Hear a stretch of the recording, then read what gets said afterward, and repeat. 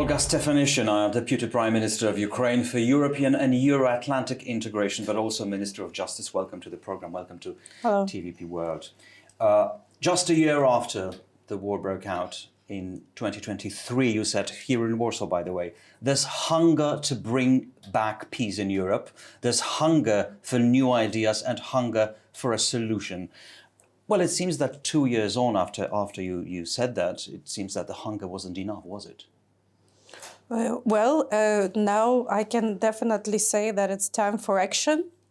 There's a hunger for strategy, for vision, for leadership, and I think now it's a time for action. Quite some time ago, there was Ukraine time for has action. been acting. Are you disappointed to hear that action wasn't still as it should have been? Well, our major task was to withstand and to survive, and there are not everything we can influence on. We can influence on ourselves. We can influence on our resilience. We can call on action, but it's not something that we can influence when the momentum comes, and the momentum is now. Unfortunately, it's through the shock therapy from the new U.S. administration. So we understand that we are ahead of a much bigger transformations globally than just ending the war in Ukraine. But this is the point number one. So is the hunger for solution even stronger after Munich that we all witnessed? We'll see. There is a lot of anxiety and discussion. We're in a discussion of potential decision of European troops on the ground. This was not even possible to discuss a year ago, so we are here now. But Ukraine has always heard a lot of promises, but have not seen too much realization. So we are following closely the discussions, but we are acting in the best interest of my country. Is this going to be any different this time with the promises and delivery, which you have just mentioned? There has been always one constant thing in every turbulent period over the last decade is Ukraine. That Ukraine has always shown to be standing strong, standing committed, and remaining a reliable partner, whether it's like gas crisis, energy crisis, the war, and the deterrence, and standing for Europe, even with the arms in our hands. So this has never been changing, and this is not something that will change. And I think the momentum opened by the new U.S. President, Donald Trump, is the opportunity we do not have to waste. And I think it's all of us who have to help him to deliver on his promise. Right. So for you, it's an opportunity rather than a point of concern. Yes. Where could it lead us? There are talks, just as we speak, there are talks in Saudi Arabia about Ukraine without Ukraine. Well, I think it's very much in our hands and European hands. Ukraine is not standing alone. Ukraine is now standing with all European nations, and Europe with us. Let's not forget that it will be probably Russia who would want to take Europe over the table of the negotiations because of the sanctions, because of the Russian frozen assets. These are the issue of their interest, definitely, and I think we should give some time, but Ukraine will take the best possible from this opportunity which occurred, and I think it's like all of us, Ukraine and Europe, who have to help President Trump to win over his ambition and to bring sustainable peace to Ukraine, but also disable Russia from attacking again. Right. What do you think about Donald Trump's deal-making diplomacy? Something quite unique in international politics for many years at this level, and these security guarantees in return for rare earth minerals, for example. What do you make of it? But it really gives a speed up to many processes, because there is some sort of a frankness and openness in the dialogue, even though it's blunt. But to me personally, is it too blunt? Is it too blunt? But to me personally, it's better than spending hours talking face to face and having no result and having no promise, and although sitting over one table, still making decisions behind Ukraine's back. Yeah, but the deal that's on the table presented by Donald Trump, some sources say it's just horrific. It would really be more than war reparations in the previous war.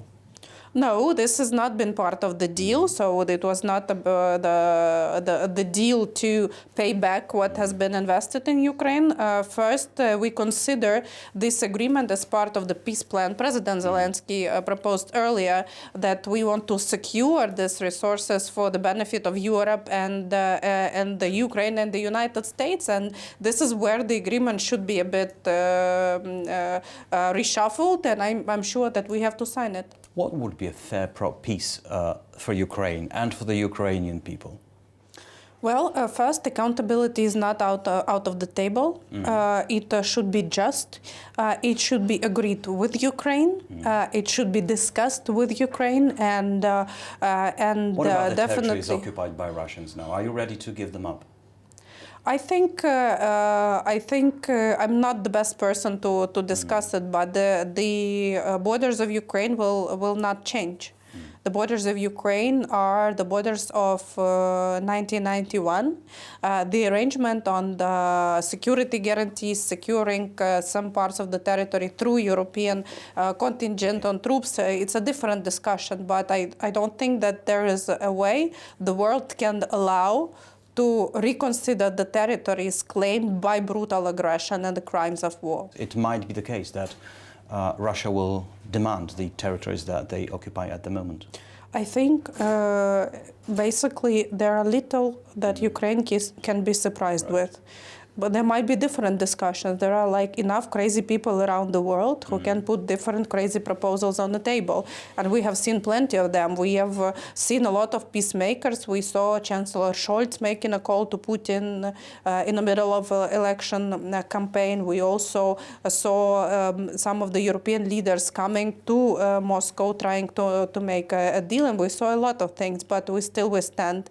And I think the best momentum for Europe now is to recall what is Europe and what is democracy, and to stand for it, and that means that stand for Ukraine. In your opinion, your ambitions also, do you think your membership in the European Union and NATO is negotiable? Is it on the table or not, in your opinion? In other words, do you believe you will become member of the European Union and NATO?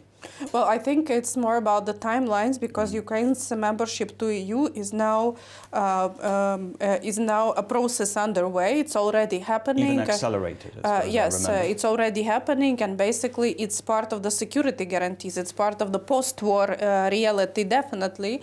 But on the NATO, this has been major issue of concern from the Russian Federation, and I think we're really very far from discussing the NATO membership, while there are much more serious discussions underway when it comes to the plan of the United States, its implementation, the options which are on the table. And I'm sure that NATO membership is the major security guarantee for Ukraine. Allies agreed that this path is irreversible. The modalities will be discussed later, but I'm sure that for Ukraine, the major thing is to survive. Yeah. Let's just come back to Munich Security Conference. We mentioned it a couple of times. You were there, by the way. What were your feelings during this conference? Did you think the international politics has really changed the security architecture that we've known for decades? Is it gone? Well, let's not forget the Munich Security Conference for decades has been a major pulse of transatlantic relations. So every year after the Munich Security Conference, we were making some conclusions where we stand, what is the reality. There was a reality check, what's the pulse, the pressure. And well, of this course, year the reality check was really, really strong, yes, I must say. So this was a huge shock. To which boosted the new discourse to European politicians. That Europe goes. What will be the consequence of that shock, in your opinion? Well, when I it think comes to Europe? I don't think that we can rely or that we have to rely on some circumstances or statements. I think that everything which is happening with us is in our hands. It's all in our hands, and we all decide on the outcome. And I think it's a big favor when U.S. having a new policy, they come and just they Okay, claim you it. say it's in our hands, meaning Yeah. it's in our European hands. Yes, in Europe European wasn't hands. invited to the table to talk about it by the United States. At this stage, at least, what can Europe do now? There was a post-Munich meeting urgently just the day after in Paris. Nothing, no breakthrough development there, but it's just a first step. What do you think Europe should do at this stage?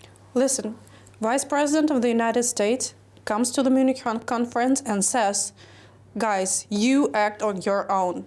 Bring more independence in terms of military, in terms of geopolitics to Europe. So Europe only has two chances: either wait for new actions from the United States or act itself. So meaning more defense sovereignty, more capability in terms of defense production and defense industrial development, and a strong position on the sanctions and the Russian frozen assets. But Europe could have done it for many, many years. I mean, the war is started in 2022, now we've got 2025. We had a lot of time. We sort of slept over this time, didn't we? Well, as a person who have been inside many processes, I can say that the huge deterrent, United States, the previous administration of the United States was a huge deterrent when it comes to taking actions in terms of blunt decisions on military support. Let's remember the Patriot decision, the F-16 decision, many other coalitions agreed. So the final decision maker here were the United States. And I think now is the momentum when Europe takes over on many issues.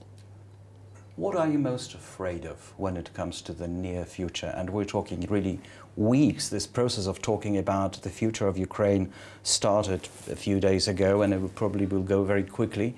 What is your biggest fear and concern? Ukraine will not allow any decision related to Ukraine to be unfair. And this is all the efforts where we are targeting all our efforts. I don't think fear is something that could be applied to Ukrainians. But you could, okay, let's substitute the word fear with your concerns. Realistically, where is the biggest political danger in the next period of time? Hesitation. I think the hesitation on the part of Europe. On the part of Europe is the most concerning issue to me personally, because hesitation is something we can do the best, but we know that it leads to nothing. And hesitation is not something that US has or not something Russia has, because they have the window of opportunity opening to them. Because they have built the relations with China, with North Korea, with Iran, and now the U.S. and Russia are reclaiming back economic relations. So what did you see in Munich? Determination or hesitation on the part of Europe? Yes, I saw hesitation, and I hope that it will follow Which, by in action. your definition, it's a definition of failure. Yes, hesitation is not something that will work this time. Well, what should happen for the hesitation to be substituted by determination for Europe? Well, I think we should start by a smaller thing. You know, while we're thinking about transatlantic unity, we cannot even start the accession process properly. So maybe let's start with the smaller steps and not fail on the smaller steps. Do you believe that the war will end in 2025? That the war will end this year? Such wars are not ending within 1 year. The consequences of war will be there for decades. After the restoration of justice will take years and probably decades. Reparations and all the financial consequences of war will be felt for decades. But this year will definitely be marked by geopolitical clarity and the understanding where the world moves and how Ukraine plays there. So you hope the most important thing in this peace process will take place this year? Definitely, yes, this year. Thank you very much for that conversation, Olga Stefanishyna. Deputy Prime Minister of Ukraine. Thank you. Thank you very much. Thank you.